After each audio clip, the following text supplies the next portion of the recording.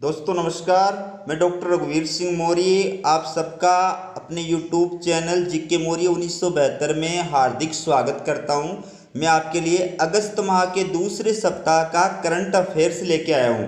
प्रश्नों की शुरुआत करते हैं। आज का पहला प्रश्न है, भारतीय मूल की अमेरिकी महिला जिसे डेमोक्रेटिक पार्टी की ओर से उपराष्ट्रपति पद का उम्मीदवार घोषित किया गया है। ऑप्शन सुनिए, कमला प्रसाद, कमला हैरिस, नीलम राजपुरोहित या चंद्रिका हाले।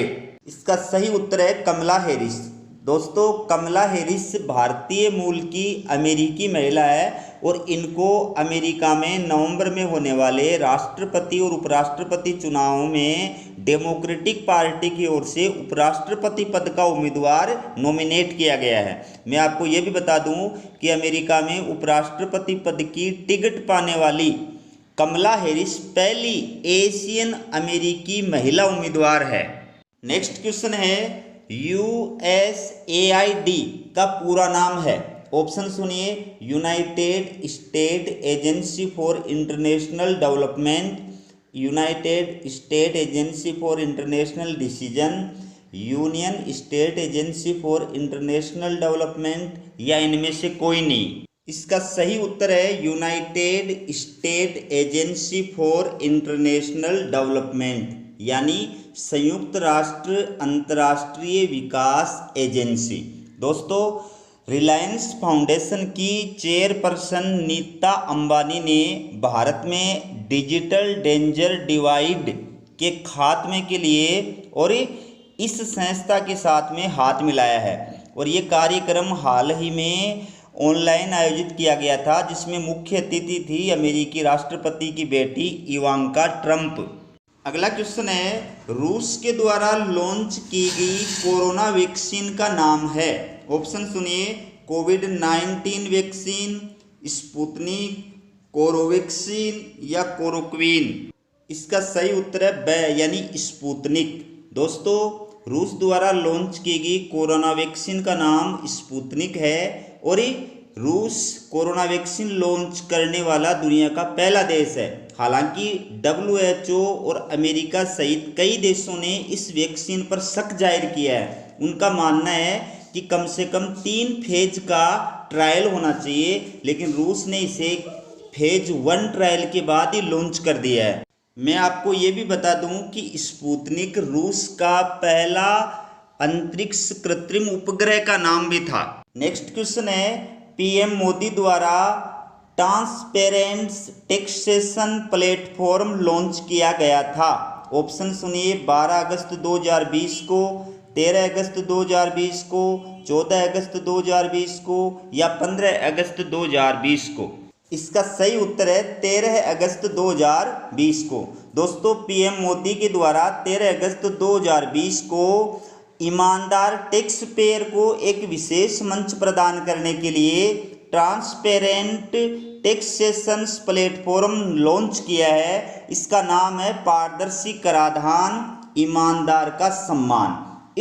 इस प्लेटफॉर्म का उद्देश्य प्रत्यक्ष कर व्यवस्था को और अधिक सुदृढ़ बनाना है और उसमें सुधार करना है।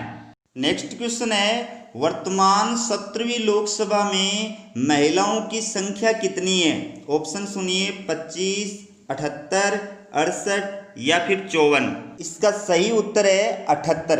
दोस्तों, वर्तमान 17वीं लोकसभा में महिलाओं की संख्या 78 है। मैं आपको ये भी बता दूं कि आज़ादी के बाद भारत के इतिहास में वर्तमान 17वीं लोकसभा में महिलाओं का प्रतिनिधित्व सबसे अधिक है। वर्तमान में अगर हम संसद की बात करें तो संसद में महिलाओं का कुल प्रतिनिधित्व है 103 महिलाएं संसद में सांसद हैं, जिसमें लोकसभा में 78 महिलाएं हैं और राज्यसभा में 25 महिलाएं हैं। नेक्स्ट क्वेश्चन है, चर्चित खिलाड़ी एन सिक्की रेड्डी का संबंध किस खेल से है। ऑप्शन है, बैडमिंटन, निशानेबाजी, कुश्ती या क्रिकेट। इसका सही उत्तर है बैडमिंटन। दोस्तों, एन सिक्की रेड्डी का संबंध बैडमिंटन से है। मैं आपको ये भी बता दूं कि एन सिक्की रेड्डी ने कॉमनवेल्थ गेम्स 2018 में गोल्ड मेडल जीता था। नेक्स्ट क्वेश्चन है, भारत की अर्थव्यवस्था की वर्तमान स्थिति को देखकर जीडीपी के 1947 से पहले वाली स्थिति में पहुंचने की आशंका किसके द्वारा व्यक्त की गई है? ऑप्शन सुनिए, राहुल गांधी, मनमोहन सिंह, NR नारायण मूर्ति या उर्जित पटेल। तो इसका सही उत्तर है NR नारायण मूर्ति। दोस्तों, NR नारायण मूर्ति इन्फोसिस सॉफ्टवेयर कंपनी के संस्थापक हैं। इन्होंने हाल ही में ये आशंका जताई है कि अर्थव्यवस्था जल्द पटरी पर अगर नहीं आई तो जीडीपी 1947 से पहले वाली स्थिति में पहुंच जाएगी। उन्होंने यह बात इंडिया डिजिटल कन्वर्सेशन के 16वें संस्करण के तहत आयोजित एक परिचर्चा में भाग लेते हुए कही थी। नेक्स्ट क्वेश्चन है, WGDP इनिशिएटिव का संबंध है। ऑप्शन सुनिए, कंप्यूटर क्रांति से, विकासवादी देशों की महिलाओं से, विकसित देशों की महिलाओं से या साइबर क्राइम रोकथाम से।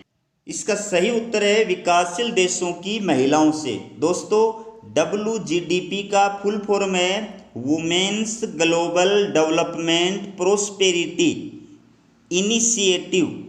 ये एक इनिशिएटिव है जिसको अमेरिकी राष्ट्रपति डोनाल्ड ट्रंप के द्वारा 2019 में लॉन्च किया गया था। इसका उद्देश्य 2025 तक विकासशील देशों की 50 लाख महिलाओं तक पहुंचना और उनकी स्थिति में सुधार करना। नेक्स्ट क्वेश्चन है, विश्व आदिवासी दिवस प्रतिवर्ष किस दिन मनाया जाता है? ऑप्शन सुनिए, 9 अगस्त को, 10 अगस्त को, 12 अगस्त को या 14 अगस्त को। इसका सही उत्तर है 9 अगस्त को। दोस्तों, विश्व आदिवासी दिवस प्रतिवर्ष 9 अगस्त को मनाया जाता है। ये इसी दिन क्यों मनाया जाता है? क्योंकि संयुक्त राष्ट्र संघ के द्वारा आदिवासियों के भले के लिए और एक कार्य दल का गठन किया था जिसकी बैठक 9 अगस्त 1982 को हुई थी। ठीक है, उसी में डिसीजन लिया गया था कि प्रतिवर्ष 9 अगस्त को विश्व आदिवासी दिवस मनाया जाएगा।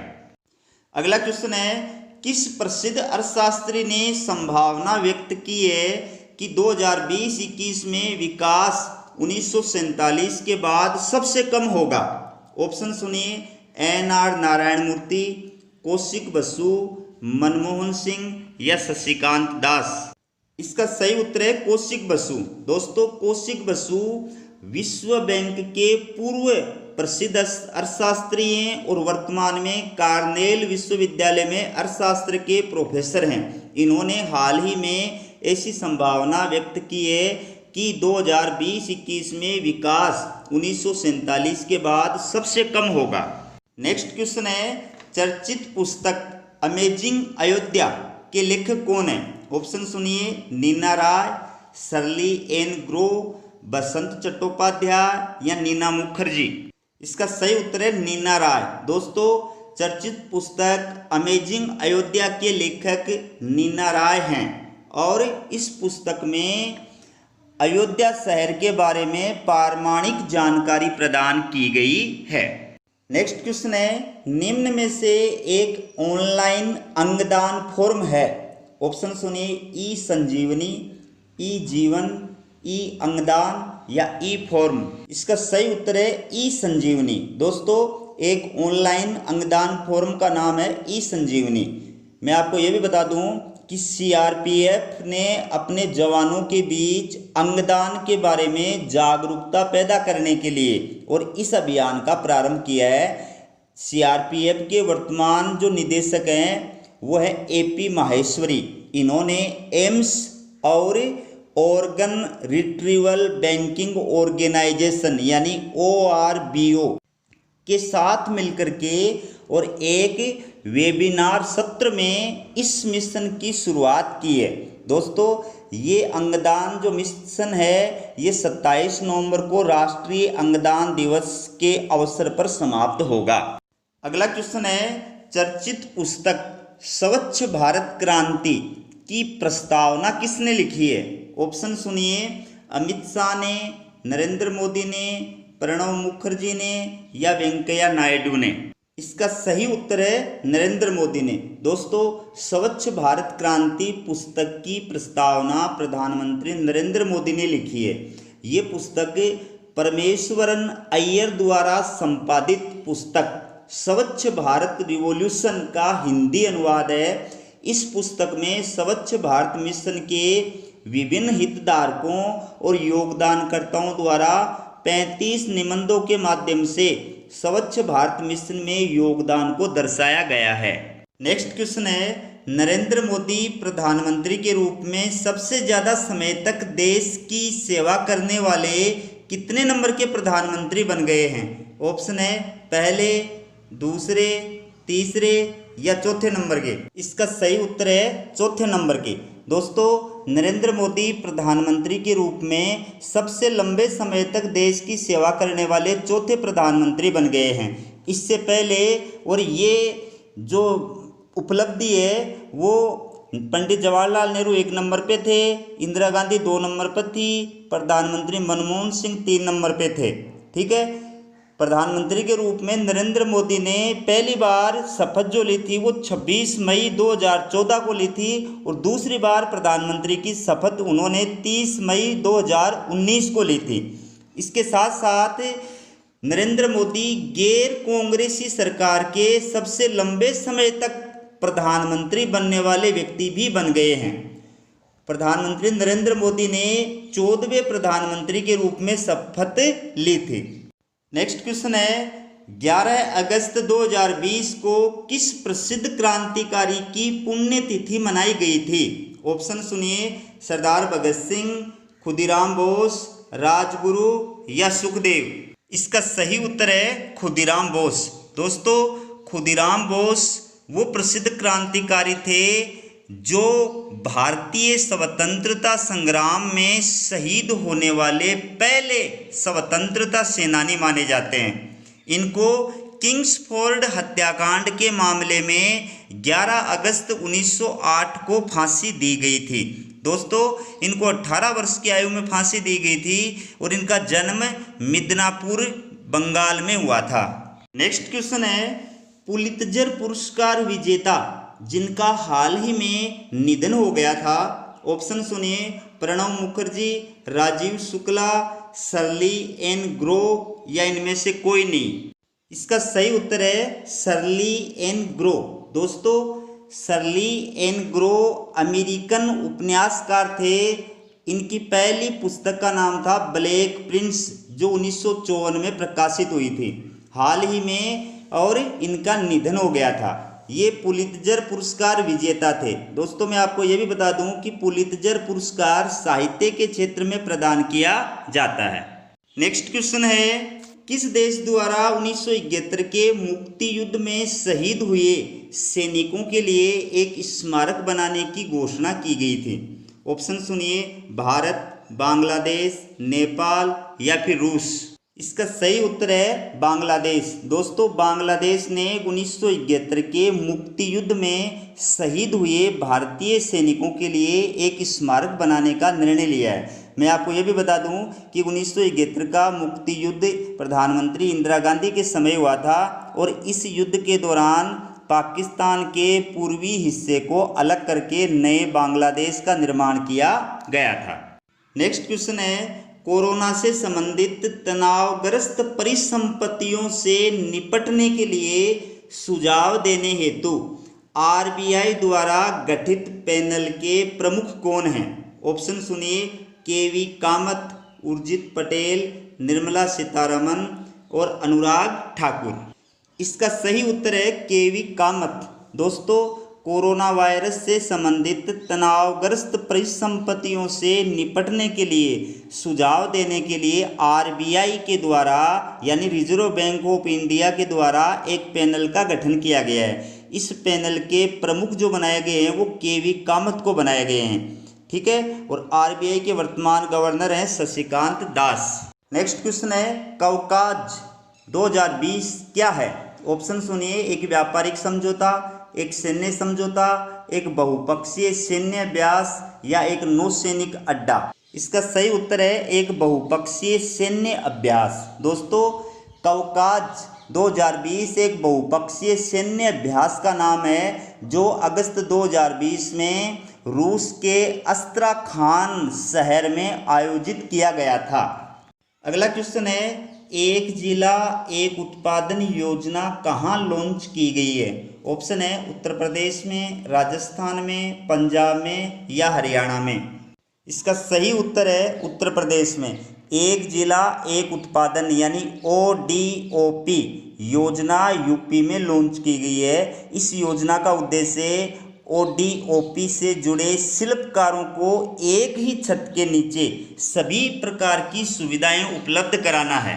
नेक्स्ट क्वेश्चन है, किस वैश्विक संगठन द्वारा हाल ही में जारी रिपोर्ट में कहा गया है कि कोविड-19 ने युवाओं की शिक्षा और रोजगार के अवसरों पर तबाही ला दी है? ऑप्शन है WHO, ILO, UNO या WTO। इसका सही उत्तर है ILO। दोस्तों ILO का फुल फॉर्म है इंटरनेशनल लेबर ऑर्गेनाइजेशन यानी अंतर्राष्ट्रीय श्रम संगठन।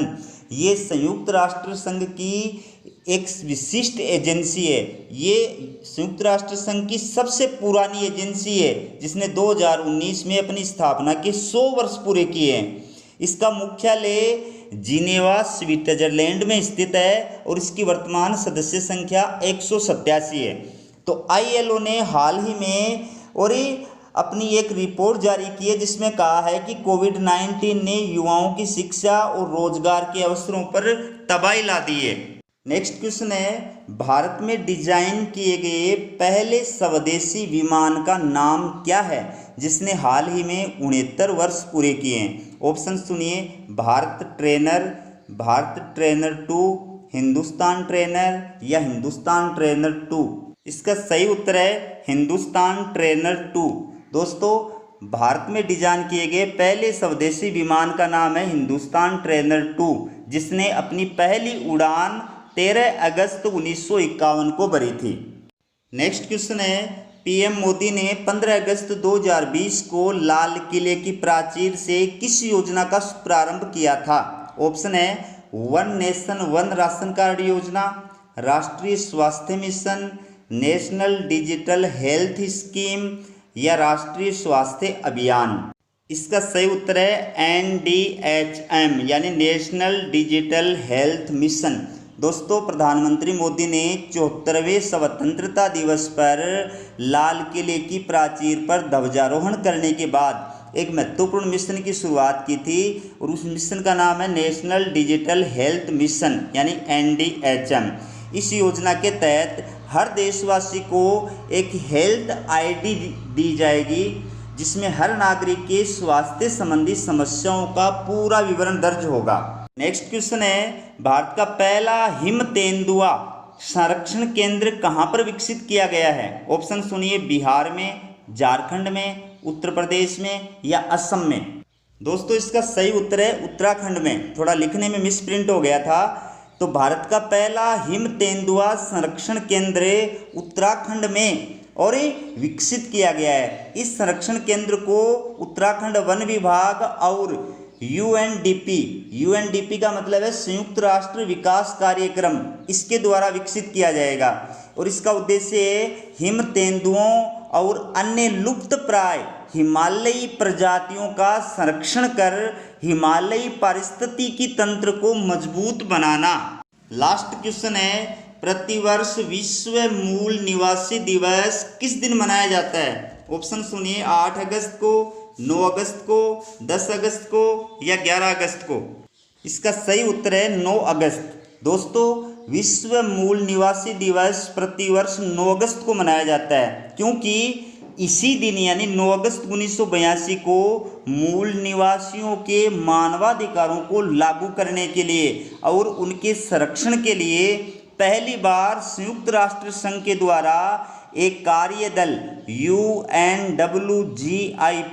यानी United Nations working group on indigenous populations के एक उपायोग का गठन किया गया था। मैं आपको ये बता दूं कि संयुक्त राष्ट्र संघ के द्वारा 1994 को मूल निवासी वर्ष के रूप में मनाना घोषित किया गया था। और ये भी बता दूं कि प्रथम अंतर्राष्ट्रीय मूल निवासी दिवस सम्मेलन का आयोजन 9 अगस्त 1994 को जिनेवा में हुआ था। दोस्तों धन्यवाद। मेरा ये वीडियो आपको कैसा लगा कमेंट करके अवश्य बताएं। यदि आपने चैनल को सब्सक्राइब नहीं किया है तो चैनल को सब्सक्राइब जरूर करें।